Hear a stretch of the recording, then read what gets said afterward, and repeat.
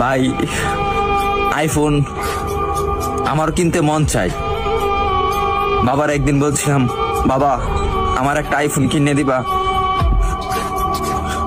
বাবা আমার দিকে তাকিয়ে বলতেছে, বাবা তোর একটা ফোন কিনে দিতে খুব ইচ্ছা করে, কিন্তু আমি 400-500 টাকা কামাই করি, রিক্সা চালাই, তোর আইফোন কিভাবে কিনে দেই? ভাই কথাগুলা আমার জন্য বলতেছি না, আমার মতন হাজারো মধ্যবিত্ত ছেলে আছে তাদের জন্য বলতেছি। আরে ভাই আমার আইফোন আছে সেটা আমি মানি, কিন্তু সবার তো আর আইফোন নাই।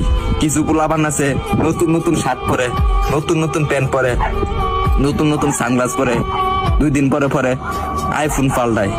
তাদেরকে উদ্দেশ্য করে বলতেছি, ভাই আমরা গরিব মানুষ, ভাই আমরা দিনের না দিন খাই, আমরা আইফোন কিনবো ভাই, কারণ 3 বেলা তো ঠিক মতন খাইতে পারি না।